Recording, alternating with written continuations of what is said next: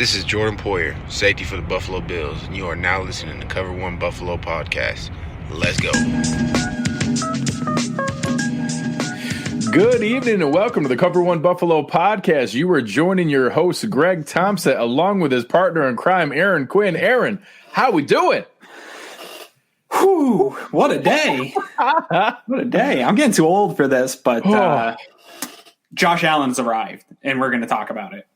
It was unbelievable. So we're going to take a moment here. We're presented today by Uncle Jumbo's. Aaron and I had a chance to go out and meet the guys there, and just an amazing Castritas family. Just so proud to be part of what they're doing there. And we'll talk about the responsible play of the game later. Also had a chance to meet Dave over at T-Shirt University. We'll talk about their fresh look here, and then West Her in the second half. So really appreciate our sponsors. And what a game to sponsor here today.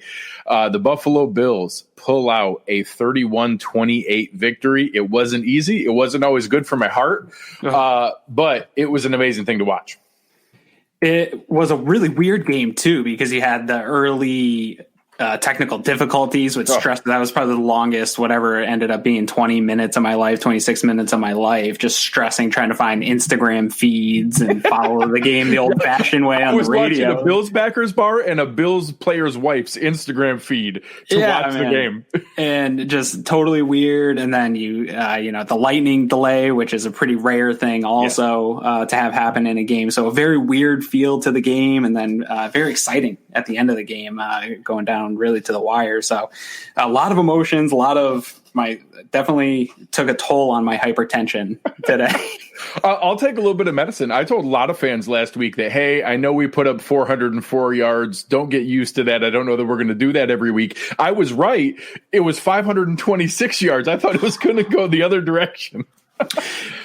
This is a good time too I think we got to start killing the people being mad at Brian Daboll. Right, because all the things people were mad at him all week on Twitter that he was running Josh Allen, we didn't see any of that today, right? Josh Allen was really not exposed. He had a couple scrambles, not exposed. He called the heck of a game, and they kept going to similar routes all day, and Miami just couldn't stop it. And Daboll just had his foot on the gas all day. There was no sense of conservative at any point in the game.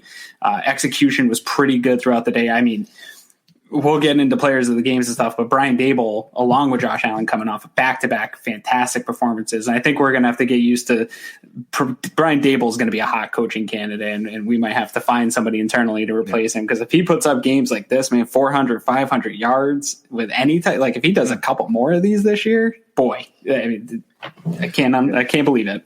And just again, I saw some of it in my feed. Why'd we get conservative in the second half? They opened up with 4 out of 5 passes. Yeah. It was execution. It always is, man. It wasn't run pass. It wasn't some crappy handoff after handoff. They kept their foot on the gas. Same thing after we got the lead and they got the ball back. What did everybody expect? Oh, it's probably going to be just handoff. No, they threw a bomb to John Brown to have the dagger to end the game. This is not a conservative coaching staff. Stop saying that. If you say it, you sound uninformed. And if they were somewhat conservative after Josh threw that bomb on that last drive that missed, where there seemed to be a miscommunication with Brian, almost turned into a pick, they went right back to it. They didn't shrivel up and become conservative. No, this is not a conservative team. I've had arguments when people say, they've gotten conservative. There's no evidence of that. You can go back through the film and the game logs. There's just no evidence of that. It's an execution thing, and we'll get there was some bad execution, especially on the defensive side of the ball in that third quarter there. But offense, man, clicking, and maybe for the first time, we can say that the offense really bailed out the defense when they needed it most. Two of your biggest starters out, offense came and played and did what they had to.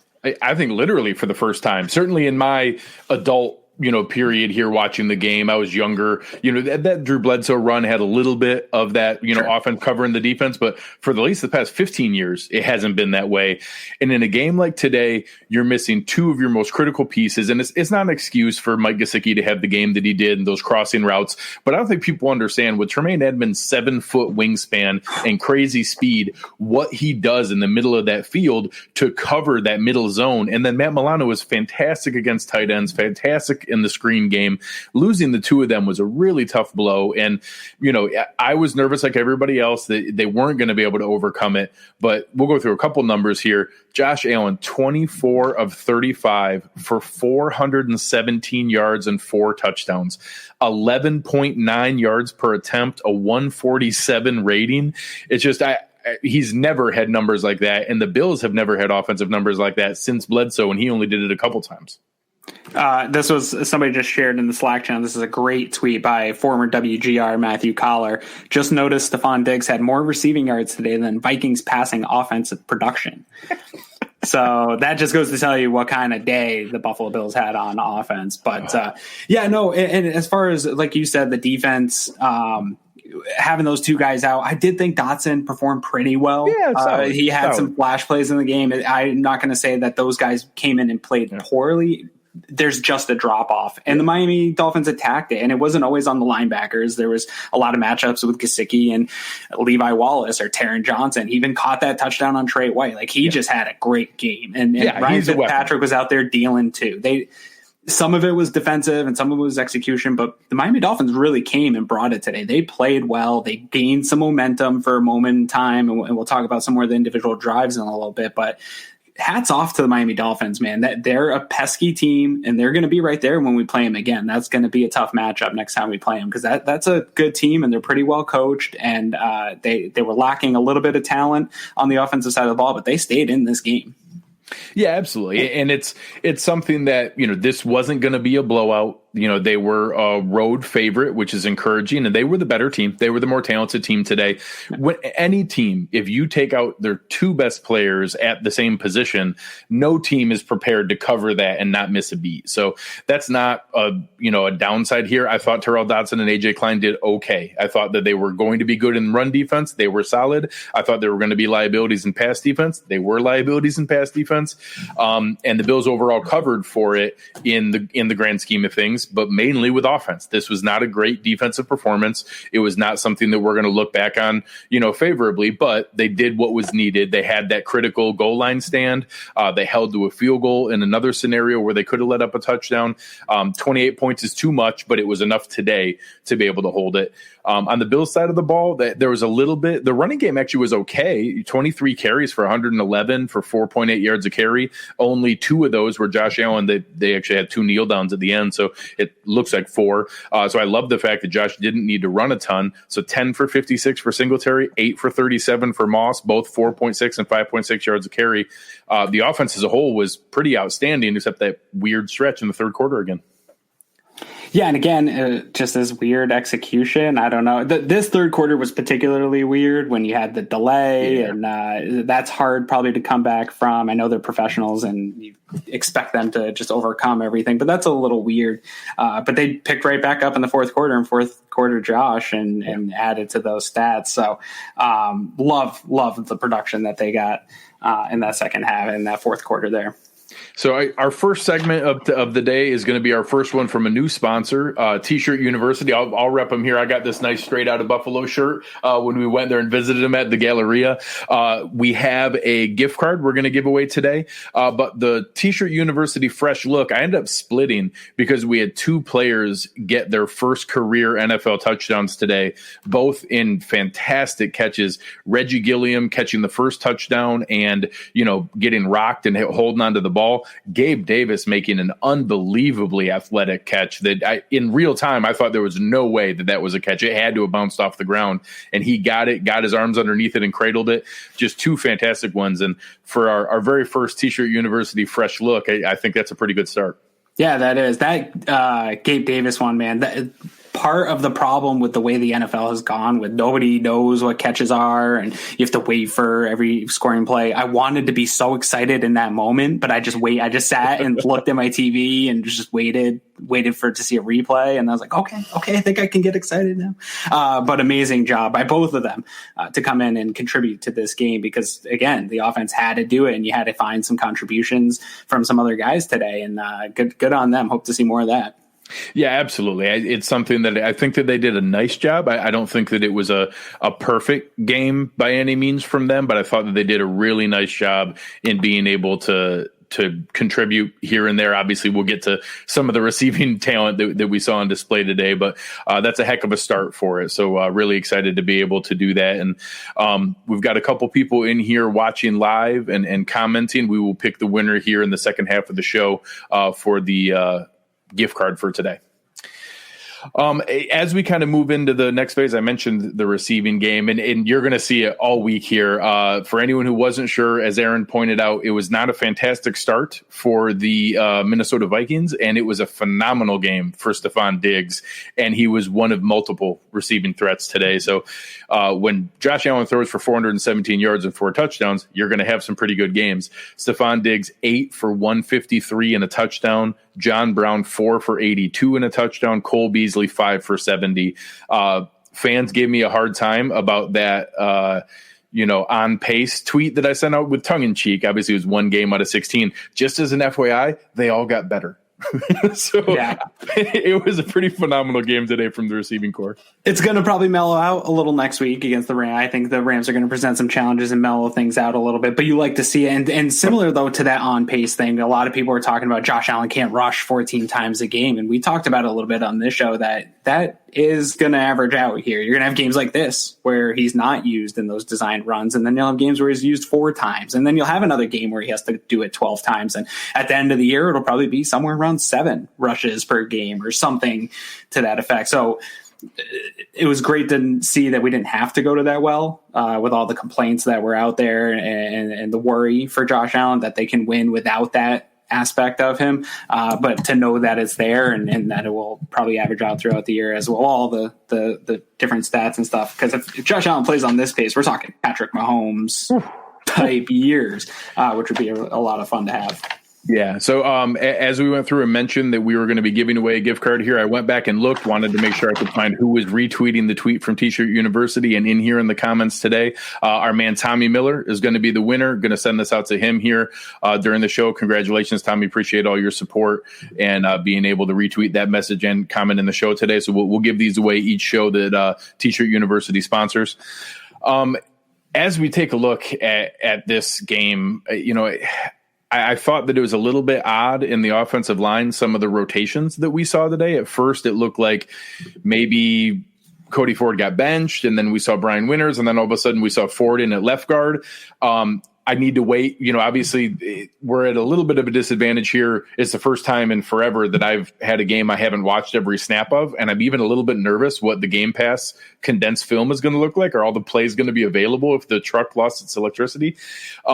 So I don't know exactly what happened on every single snap, but when the snap counts come out, it looks like we saw some rotation by drive where you started with the normal same 5 linemen, but then you did have Brian Winters come in for a drive, and then Winters stayed for a drive, and they rotated in for Quentin Spain.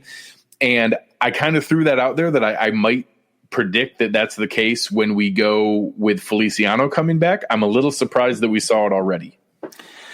I do think we'll get at least the all-22. I don't know how the condensed versions and broadcast will look with that power outage, but I think we'll at least get the all-22 hopefully by Tuesday this week. That'd be nice if they did that. But drive everybody bananas. My guess, my totally kind of uneducated guess, is the heat, humidity in Miami, and it was part of what they were doing and giving guys a little bit of breaks because they had some long drives too early on. They had the 11-play 5-minute drive. Like that wears down on some of these guys. We still are only 2 games into a weird COVID season where we didn't have preseason. Last week was the first action. So I'm wondering if that maybe had something to do with it, or getting a look at some of these guys before Feliciano does make his return to see what they're going to do numbers wise for game day. Cause there's going to be some tough decisions coming up on game days with the way this roster is, especially if you have that Milano and Tremaine Edmonds injuries lingering. You don't know what you're going to do there with IR spots. Are you going to put them on IR? Are you going to just keep them deactivated and bring in extra guys? We don't know what they're going to do. So maybe they're just trying to get looks at guys, and they had a good excuse built in because it was 90 degrees and 100% humidity in Miami, as it always is. So you don't want to wear guys down. And McDermott and Bean preach that all the time on the defensive line. And it's really no different on the offensive line. Those guys are in the trenches all day playing the same game. So that's my uneducated guess. I kind of want to look at some of these rotations, though. And guys, like somebody said, Winters didn't look good by the eye test. It's really hard for me to have a good look live in broadcast at the offensive line. It's something I really need to get the end zone look personally to look good and who didn't. So it'll be interesting with those rotations to see who looks good together and who doesn't. And I'll say, I mean, it wasn't all that bad because besides a couple blitzes, they never got to Josh. The one sack was a crazy coverage sack that he should have thrown the ball away. And then we ran the ball 23 times for 4.8 yards a carry. So, and actually, to be honest, it's actually better than that. It's 21 for 113 yards. So it's actually 5.2 yards per carry if you take away the 2 kneel downs. So the offensive line, and I'm going to go out on a limb here and say they did pretty darn well. They let up that few pressures, and the only sack was a coverage sack. It was a pretty darn good game for the and I think that's a great point too about the run game, because I do think that is going to be something that kind of slides under the radar a little bit because Josh had such a big day and they were able to move with such ease in the passing game, but a pretty big improvement from last week with the run game. It just wasn't as impactful in the game. Just not the volume. Game.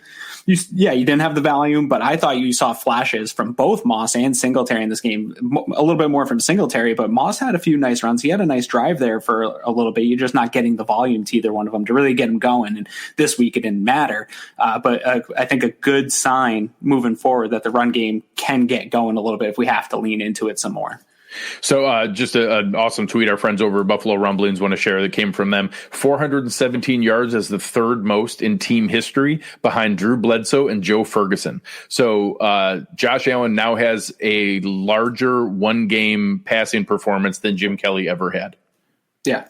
That's I'm telling you. Unbelievable.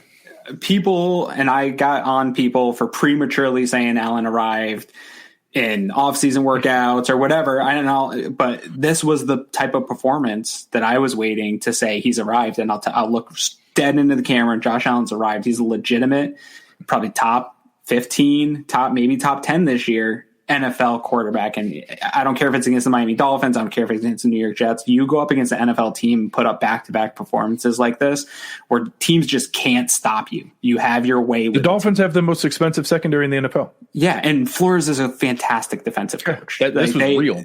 Yes, this was a real performance, and he was unstoppable. The only person that even stopped Josh Allen at all today was him, having a couple of bad throws. I'm sure PFF is going to pick on those few bad throws that he had, but they're going to have a tough time this week defending any negative comments about Josh Allen, because it was, I mean, you're talking levels with Drew Bledsoe performances in Buffalo. I mean, that's pretty fantastic.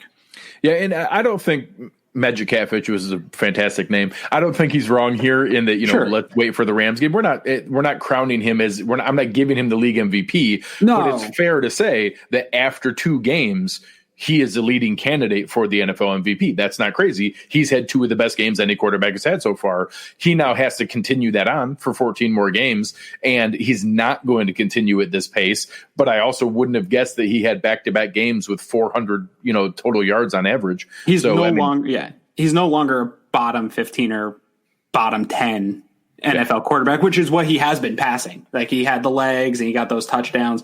But that's what I'm saying. He's officially arrived in the top 15, and where he is in his career development with the few snaps that he had to this point compared to other prospects, that should make all Bills fans completely excited. Nate Burleson talked about it on the pregame, or maybe at halftime. He was saying, he's like your kid walking down, like you're just seeing him grow up in front of all of us and become a real NFL quarterback. Like, he really is. He's grown up and become he sat in the pocket and delivered real NFL throws with touch and accuracy and put the ball on the money all day long today. I mean, that doesn't matter what defense you're going up against. He still got the job done.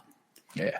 And it's going to be tough with things like that to be able to, figure out exactly what's sustainable progress. Is he going to have a game that steps back? Yes. He's going to have a rough game at some point. Today was great that there were no turnovers, so no interceptions and no fumbles. There was, I think a few turnover-worthy throws. I know I poke at PFF when they use that term, but I think there were 2 that come to mind for me that were probably a bit of a stretch, although one of them was the phenomenal clincher on that drive to Stephon Diggs that he got there, where Diggs got his feet into the sideline. So I like the aggression in doing that, but there's certainly a little bit to it that I'm sure there's going to come back to earth a little bit, but they're not going to play a lot better secondaries than what they did today. So certainly Byron Jones going out was a benefit, but that's another first-round round pick plus Xavier Howard. That's a good secondary that they picked on today for 417 yards. But this, I mean, so even if it's the competition, like that's what you expect out of a top half of the league quarterback is the and he did. I mean, I don't think it's going to be sustainable to this level, but the fact that he's able to do it, fantastic. He's going to have bad games. The best quarterbacks in the world have bad games. He's going to have throws. That Van Noy throw got mentioned in the comments where Van Noy had it in his hands. Tom Brady has those, right? Drew Brees has those in the game. Like every quarterback probably has 5 or 6 plays you can go look at and say, well, if this went the other way, they have a bad game. That's just how the NFL is.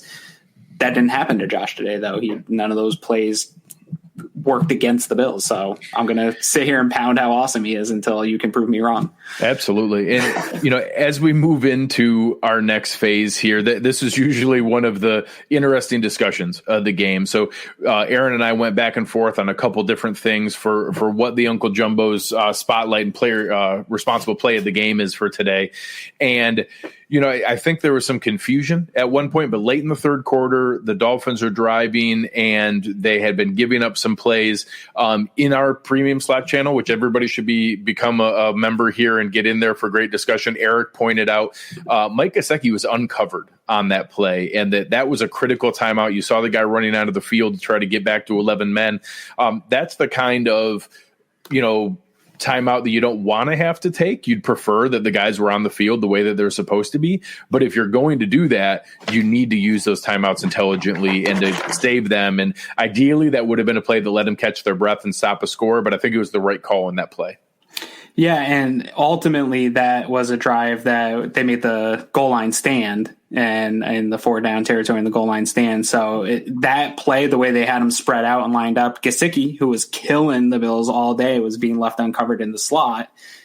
That's the kind of play that changes a game. You don't get a guy in or a guy's running onto the field and they snap it, and it's that can change a game big time. So it seems minute. It's the minutia of the game that we don't want him taking that timeout. What a dumb timeout by McDermott to waste there. It ends up being a benefit to the Bills to be able to pull back, even if that play was a successful play. Ultimately, that drive wasn't successful. So smart timeout by him, and good to see that that's happening less and less frequently, where they're having issues like that where people are looking around confused. And with the 2 linebackers, and I expected to see a little bit more of that today, where you saw people looking around confused and having to burn timeout. So to only have one play and for McDermott to be on top of it in that moment and rally the troops, and then they ended that with a huge stand on the goal line, which really kept them in the game at that point. So I'll give a shout out here. Appreciate Travis Norman saying for Josh Mafia and Alexander and Keith Lango both calling out. Another great option was Josh Allen actually slid, and it looked reasonably graceful and athletic. It wasn't like a lumbering giraffe falling to the ground. So having him be able to actually slide was a great call. That's another really good one for the responsible play of the game. Yep, absolutely. All right. So as we kind of work our way through here, we've seen that. I do want to go over a little bit of the defensive performance. Sure. It wasn't perfect by any means. And we want to be able to show some of the other things that were going on here. From a positive standpoint, we did see some solid pressure. So early on in the game, Ed Oliver and Mario Addison both had sacks. Jerry Hughes was in there hitting Fitz multiple times. Later in the game, Jordan Poyer was able to get home on a blitz.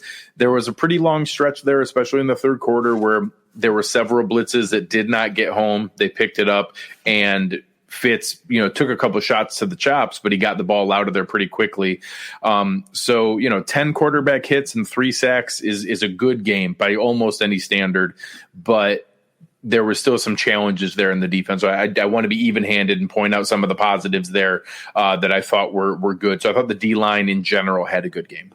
D-line had a good game. Ed Oliver, again, was pretty disruptive. I think he didn't get enough credit for his game last week after the film came out. He had a very disruptive game. It doesn't show up in the box score, but when you look at his hurries and the pressure that he put on Darnold, you saw a little bit of that again today. So I'm really liking what I'm seeing out of that. Mario Addison has been a fantastic addition to this defense. Just collapse in the pocket. Yeah, he's all over the place, man. He's always there. Him and Jerry almost got in a couple times together.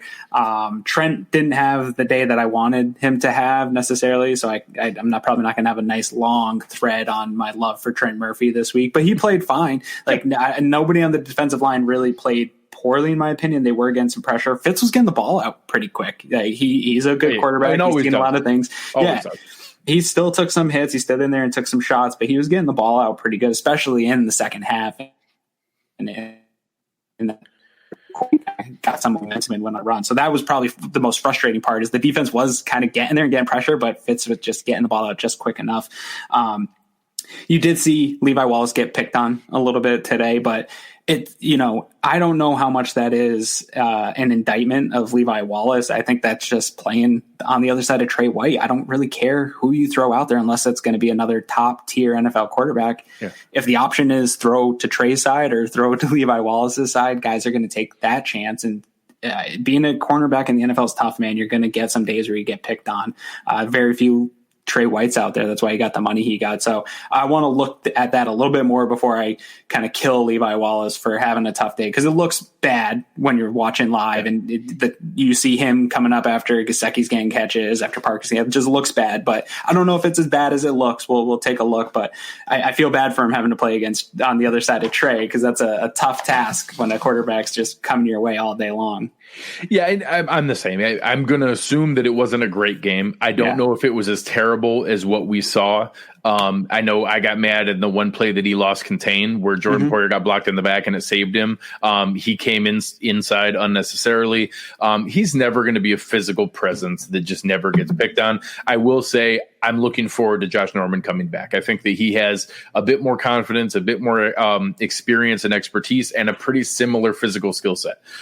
He's a little bit bigger, but they're pretty similar athletes, so he's not going to be perfect by any means either. But I'd rather the confidence, the aggression, and the experience is there from a mental standpoint. And then you still have Levi as kind of a safety net to be able to do that. I know I've seen some comments with Klein and Dodson. Again, I thought both of them were okay in run defense. I didn't think either of them were particularly great in pass coverage. You saw more of Dodson in pass coverage because there were several plays where they took Klein off the field and had Marlowe come in, and we haven't seen Dean Marlowe and Taron Johnson on the field much at all. So having those kind of looks were a little bit interesting, and he's just never going to have the range or the wingspan that Tremaine Edmonds does to man the middle in that zone defense. So it's too much asking him there. I won't go as far as to say I was impressed with Dodson, but I thought he was good. I thought he played decently, and that's about all you can ask for an undrafted free agent coming in to back up a Pro Bowl caliber linebacker. So I think for that goes. I'll say for the situation that he was put in, he exceeded my expectations. I think he flashed a number of plays. He sniffed out a couple screen plays. I thought he made a couple nice flash plays, both in coverage and in the run game. Again, as far as the amount of snaps they got, both he and Klein, they got a pretty high percentage of the snaps today. And out of that, I'm sure there was some problems in there with some of the run defense and some of the stuff with Gesicki getting behind them and some of the play action. So when we get the tape, we'll probably see a little bit more. But at least from that first view, the situation you're put in where you're coming in for maybe two of the best or two of them up and coming, young, really good linebackers in the league that run this defense, and to perform the way they did, I think Klein maybe not as much, but I think Dodson performed at least ahead of my expectations for him. And it's just unfortunate in how bad the defense did as a whole and how good a day Miami's offense had. Because I think that makes the drop off look that much more significant. When we already know it's a big drop off, it doesn't have to look worse. Yeah, I mean, it's a pretty direct correlation. I mean, the Miami Dolphins do not score 28 points if Matt Milano and Tremaine Edmonds are playing in this game. It's very straightforward. So I thought they did fine. I thought they did, like I said, that's probably more fair that they did as well as you could expect a backup tandem to come in, especially both of them. If you had Klein with Edmonds or you had Milano with Dodson and you had one or the other, maybe they'd have a little bit better chance to cover them. But the two of them being there was a little bit tough. And I'll have to look at it. We've had a couple people ask, do we think Dodson will take away snaps from Klein? I didn't see anything that told me that Dodson played better than Klein today. So I guess I'm not sure where that came from, but I'll certainly watch for that as we go and break it down and see where those things came from. Yeah. Getting on to our next segment here, the West Her drive of the game. I think we actually had a couple different options. So I'll start with mine first, Aaron. And I thought it was that comeback. They just gave up the lead to the Dolphins. The Bills had just gone down 20-17. Jordan Howard punched it in. They had, kind of an initial goal line stand and then gave it up. The Bills get it back and you're a little bit nervous. You're trying to figure out, okay, what are we going to do here? There's 10 minutes left in the game. We're losing. Are we going to get fourth quarter Josh? 7 plays, 75 yards down the field with that unbelievable touchdown to Gabriel Davis to kind of get it, finished off there. It was just everything that you'd want to see in that kind of game, in that kind of moment. So, opened up with that pass to Zach Moss, came back and even had it. I think we were like 2nd and 24 at one point after the penalty and the sack. So then came back with that huge play to Cole Beasley, a nice run from Singletary, and then that touchdown, obviously, from to Gabe Davis. So that was, I think, the longest play of Stephon Diggs' day on that drive as well, the 47-yarder that opened it up. So I thought that was fantastic. And the timing, obviously, you're down in the fourth quarter, got to come back, and they came back aggressive and took shots right at them. So for me, that's my West Her drive of the game. Yeah, you're probably right. That's a really good choice. How, like in TV, they just pick something else for segments. I'm going to just pick another one because I think it was probably actually a cleaner drive and a more dominant drive, but it was early in the game, so it didn't have the impact that drive that you spoke of had. But it was the second Bills drive of the game. It was an 11-play, 97-yard drive, took 5 minutes off the clock, and it was nearly perfect. It was one of the most dominant, well-called, you're still in the scripted plays, Dable's putting in work, just it is coach against coach, strategy against strategy, and it showed me, and I think it should show the whole NFL and the world, that when this offense gets going and gets a couple first downs, they're up there. They can be up there with the talent that they have and the brain and Brian Dable behind them. They can be one of the most lethal offenses in the league. I don't know that they're going to be able to do it consistently, but I think it's been a long time since Bills offense has been able to be backed up and be able to put together a 96-yard drive like that in total dominating fashion. Just go down, score. It was easy. They just went down and made easy work of it. So it was only one third down conversion on that drive. Yeah, I mean, it was just a really dominating performance. I was blown away. And in my, Josh Allen's arrived, that was this offense. That drive for me was this offense has arrived. This is a modern NFL offense. This is what we've been asking for 3 years.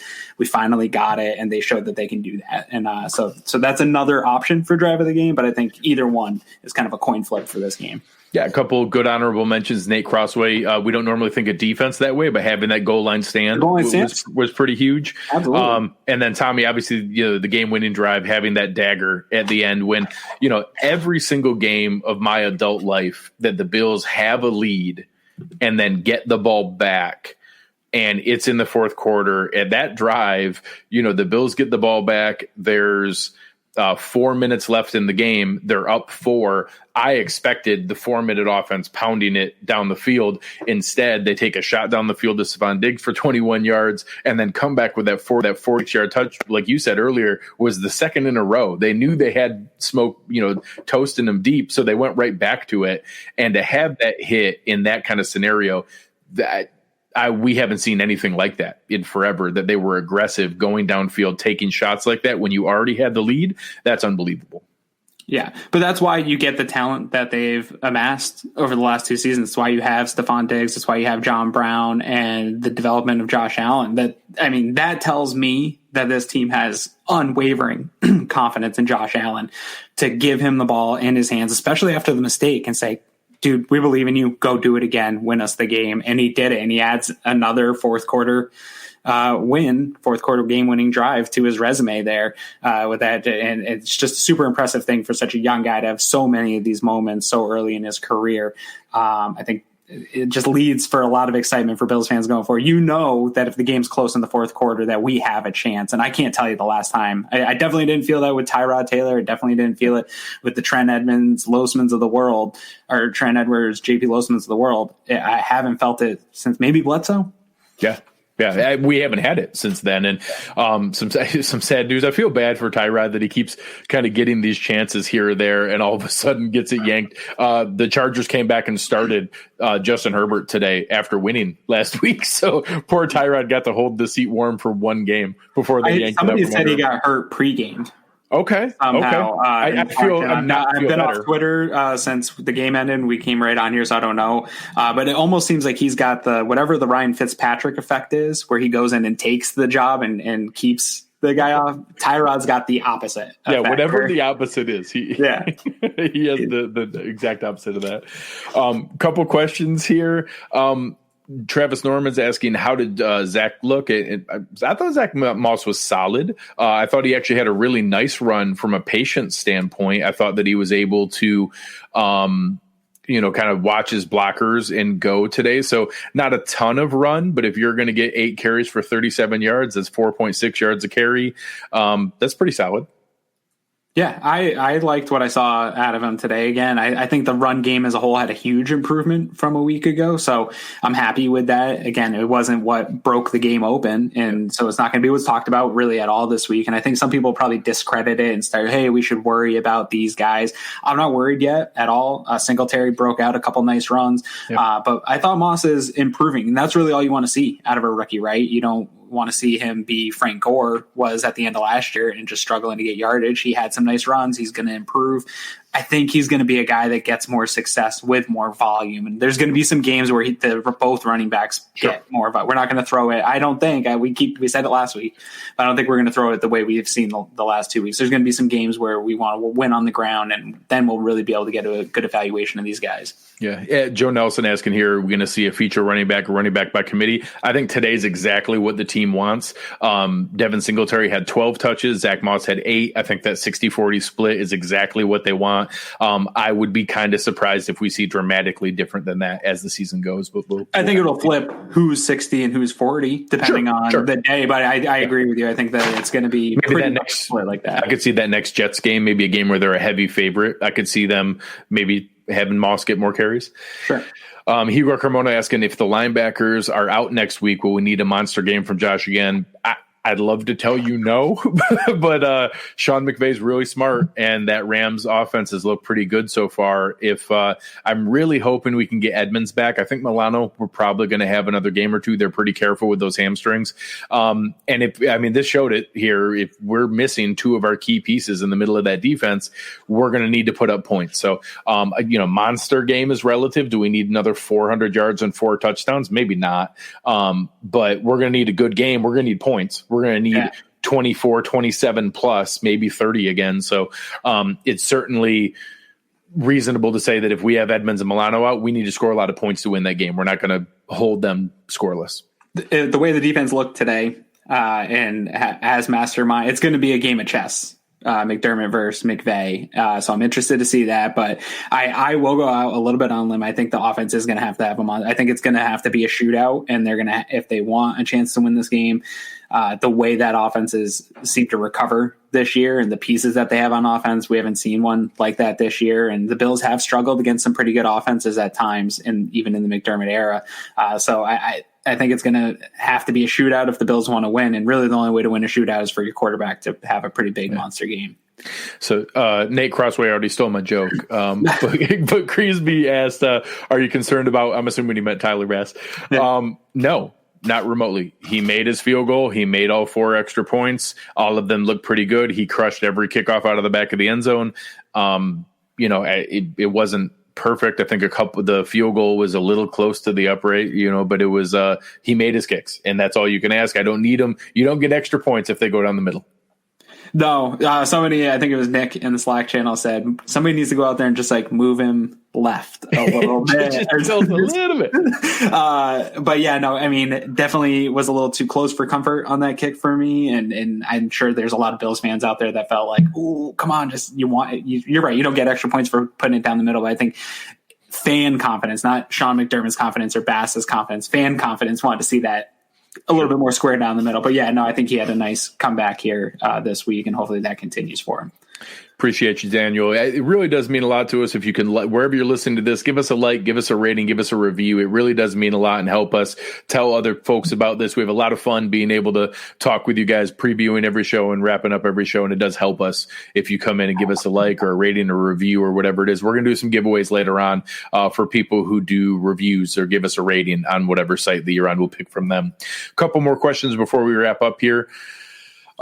Chuck asking, on whether defense, if it was scheme or execution. What do you think? I think it was execution. I mean, the scheme's solid, right? I think there's enough body of work of this scheme to know that that's a solid scheme. I think there was probably points in the game where there was some fluff yardage there at the end, and that Gesicki touchdown, they went into more of a shell and let them kind of take what was there. But I think also a lot of it was Miami was really good today. Really scheme and execute at a decent level, but if the other team's playing well and playing has a hot hand, it's still tough to stop. And we've seen that for years against New England Patriots, that Bills have had good games and they still couldn't stop a team. So I'm not sure that it was a scheme issue. I think probably more execution. I think having Milano and Edmonds out is a big drop off right in the middle of the defense, which is probably the most important part of this scheme outside of safety, is having those guys in the middle. So my guess is execution without having seen any film yet. Yeah. And Eric talked about that with everybody in the Slack channel this week, that we're going to see a lot of zone. You can't let them get guys isolated with Levi Wallace already there. And then the challenges you have with Dotson and Klein, you're not going to be able to win a ton of one-on-one matchups. The Dolphins have athletic freaks out there. You have Devontae Parker, you have Preston Williams, you have Mike Gesicki, and even the guy who's little, Jakeem Grant, is crazy fast. So you're not going to win a bunch of foot races with our defense. It was going to have to stay in zone. And they did. And that's what they were able to do. Maybe there was a couple things, maybe they should have pivoted to something different or a bracket with Gesicki at some point, but you're pretty limited when you're losing your two best weapons in the middle of there. So I certainly thought that was within reason. We appreciate you very much, Rick. Appreciate the love here. Yeah. And Ryan Fitzpatrick, man, like, he's fun to pick on, I think, for a lot of people, because he does have the games like he had last week where he can throw the 3 interceptions. But when he's not doing that and making those, he's seen all these looks Sean McDermott has to offer. So it's not like you're going up against a young quarterback where you can really trick him into some of these bad throws all the time. If he's having a game like he had today, he's going to find those spots. If his guys are getting to those spots, he's going to find spots. And he was dealing today, man. I think people will talk about the Bills defense all week, but I think a lot of credit needs to go to Ryan Fitzpatrick and Chan Gailey and what they were able to do against this defense. James asking any thoughts on Knox being potentially out next week with a concussion. It's impossible to predict these things. I think that would be the likely thing, is that these are not normally 1 week things. If somebody went to the locker room, wasn't able to pass the protocol, and had to be removed from the game, we've seen history that more often than not that has led to at least a 1 game absence. We have had some guys come back. It's not impossible. Yeah, Josh did it last year. The Titans game that he was able to get back for. So it's impossible to project or guess right now. So based on the league's hands at this point, or the medical, the independent neuro consultant or whatever. That sounds good. Whatever those letters sounds like a good name to me. Pad and Plays asked, how many Pagula bucks did Josh Allen earn today? And the answer is all of them. He earned all of the Pagula's money today, and I'm fine. He can have all of it. As we wrap up here, we'll maybe pick out 1 or 2 more. We appreciate you guys, and the one, the decision on the run, it was certainly a kind of a quick whistle for me. I don't think Josh Allen's actual forward progress was stopped. So I don't think it was the appropriate application of the rule. I get that they are a bit more conservative with that, with quarterbacks, than they are with other positions, but that was an early whistle by any estimation. I don't see any scenario. It was for sure an early whistle. And I think in most scenarios when it's your quarterback, and he was being held up, but his progress wasn't stopped. I think most scenarios you want to see the quarterback get the early whistle, but with the Josh Allen, I think all Bills fans were yelling at their TV, let him go. It did end up, the ball came out. So that's probably a good thing that play got called in. We didn't have to talk about a fumble all week long. One of his 2 runs ended in a fumble. So, and ultimately, yeah, probably an early whistle, but I do think you hit the nail on the head that it's quarterbacks, and the league is telling them to protect these guys. Oh, yeah, for sure. Really appreciate you, Randy. That's very kind to say. Aaron and I put a lot of time and effort into this to be able to get it going, and we do love the new format and our sponsors, so appreciate that that's coming through well, and the work we put in there is making it look professional. One last question here before we wrap up and be able to go through. Appreciate it, Jason, watching the post-game shows. We're glad you guys are making it part of your routine. Jay Humad is asking, when is Josh Norman coming back? At the very earliest, it's week 4. It was reported that when he went on the IR, it was because there was a setback. So with a hamstring, right now, I think all options are on the table. I think assuming that he's automatically coming back week 4 is probably a stretch. I know that a lot of times if you have a more severe hamstring injury, it turns into more of a 4 to 6 week thing. So if he had a setback, I don't think it's crazy that we may not see him back until closer to week 6, week 7, week 8. And the one rule, I know some fans were asking questions, with the new rules, you have to go on the IR for a minimum of 3 weeks, 3 games. It's actually not weeks, 3 games. So if you have a bye week in there, it's 3 games that you miss. But you can return to practice. If you return to practice, you have to be activated within 21 days. So that's going to be a key thing to listen for after this week's game. If there's a possibility he's coming back quicker, you'll see him practicing that Monday after the Rams game. If we don't hear that, that means that they're not even starting that clock yet to get him back on the field. They don't have to wait all 3 weeks, but if they practice, you have to activate within 3 weeks. So that'll be something to watch for a week from tomorrow, the day after the Rams game. Yeah, and hamstrings are so tough, and they are so conservative with them that I kind of tend to agree with you that maybe it's not the minimum that we should be looking at, but a little bit after the minimum. They're going to make sure that he's good to go for the long stretch of the marathon that this season is. I think the team has expectations this year, and they're not going to bring him back early to risk having him when they need him the most, which is going to be in the playoffs to win that home playoff game that we want to win. That's so right. Bad. So I do think they'll be extra cautious with him, assuming no other injuries come up, or, Levi doesn't have a terrible performance and they don't have to try to rush him back. I think they're going to be as conservative as they want with him. He's an older guy. Hamstrings are weird. That can linger. If he does come back too early and he tweaks it again, then you're looking at a whole another month of football that you're missing from a guy. I don't think they want that. So I think they'll err on the side of conservative with that.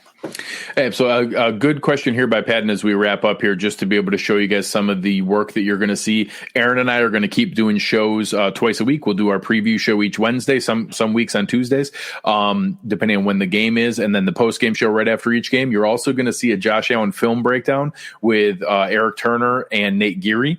So I guessing you're going to see some great breakdowns of the throwing mechanics from those guys here on their breakdown show. You're also going to see a matchup show where we have different contributors from the site, like Russell Brown, Christian Page, Eric Turner, Nate Geary, and others all together. Aaron and I do some of the intros and setup for them on that. So you're going to see those 4 shows every week here, as long as Game Pass gives us the coaches. This week was a little tight. Yeah. Almost made Eric lose his mind.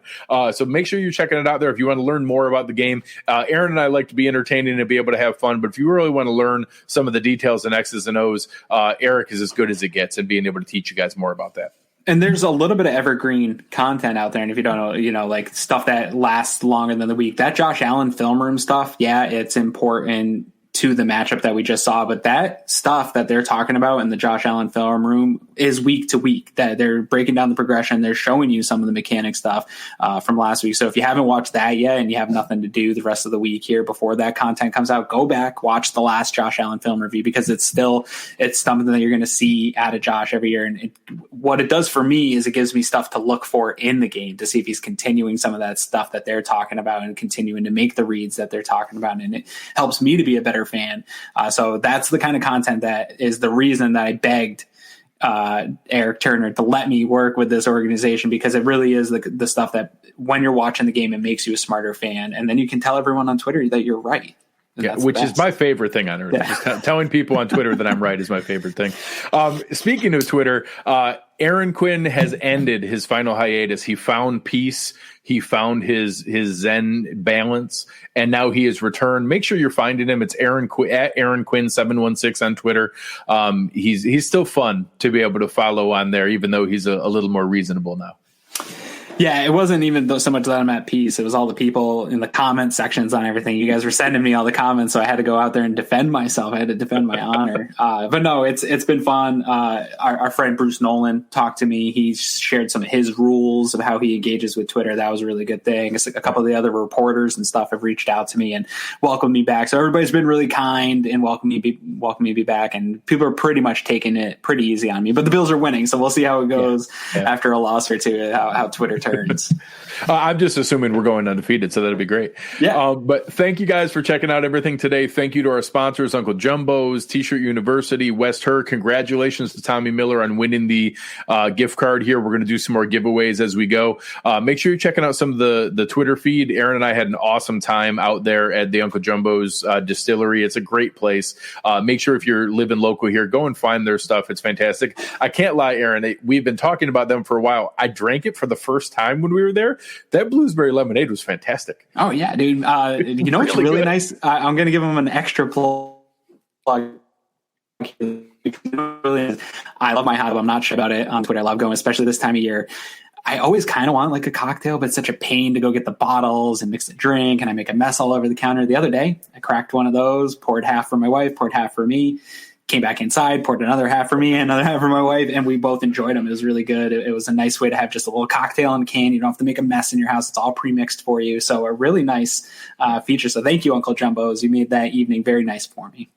So thank you guys so much. Awesome engagement here today. Awesome comments as usual. You guys are fantastic. Appreciate it. If you enjoy it here, go and find a friend or a family member or a neighbor or someone else that you think you would enjoy it. Tell them about the show. It really means a lot to us. Give us a rating. Give us a review. We're going to be doing some giveaways here going forward of people that leave us reviews and ratings. Obviously, I'm biased. I'm only going to pick people that give us 5-star reviews who is winners. No, we appreciate it. Wherever you're listening, let people know about it. It really means a lot. Check out Aaron Quinn at Aaron Quinn 716. You can find me at Greg Tompsett, GregTompsett. Appreciate it. You have been listening to Cover One Buffalo, and we are out.